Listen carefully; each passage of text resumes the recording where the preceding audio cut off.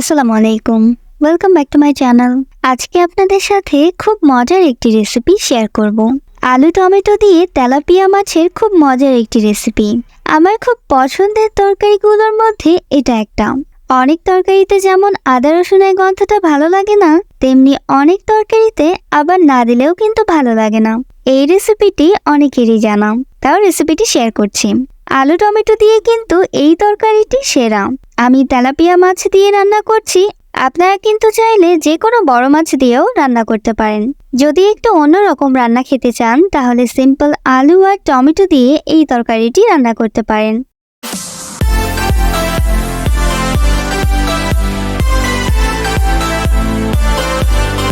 এখানে আমি 2টা তেলাপিয়া মাছ কেটে ধুয়ে নিয়েছি।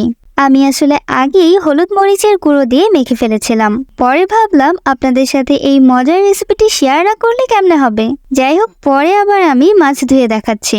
এতে এখন হাফ চা চামচ করে হলুদ মরিচ আর 1 চিমটি লবণ দিয়েছি। তারপর মাছগুলো মেখে নিয়েছি। এখানে 5-6টা টমেটো ধুয়ে একটু বড় সাইজ করে কেটে নিয়েছি। টমেটো কিন্তু এমনিতেই গলে যাবে, তাই একটু বড় সাইজ করে কেটে নিয়েছি।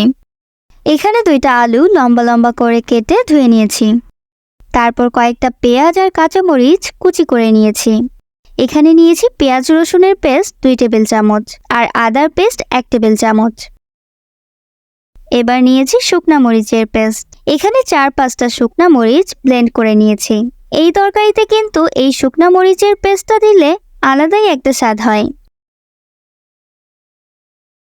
এখন মাছগুলো ভেজে নিব। একটু মচমচা করে ভেজে নিচ্ছি মাছগুলো। এবার ওই তেলে পেঁয়াজ কুচিগুলো দিয়ে দিচ্ছি। তারপর পেঁয়াজ রসুন আর আদার পেস্টটা দিয়ে দিচ্ছি। এবার মশলাটা কষিয়ে 1 চা চামচ লবণ দিয়েছি। এখন সামান্য পানি দিয়ে এতে হাফ চা চামচ হলুদ আর মরিচের পেস্টটা দিয়ে দিচ্ছি।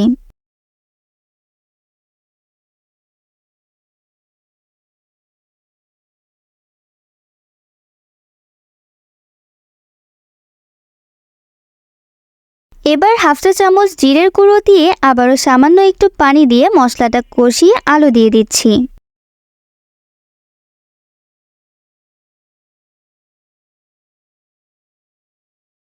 এবার কিছুক্ষণের জন্য ঢেকে দিয়েছি। আলুটা একটু সিদ্ধ হয়ে গেলে টমেটোগুলো দিয়ে দিচ্ছি। এবার একটু নেড়ে 5 মিনিটের জন্য ঢেকে দিচ্ছি।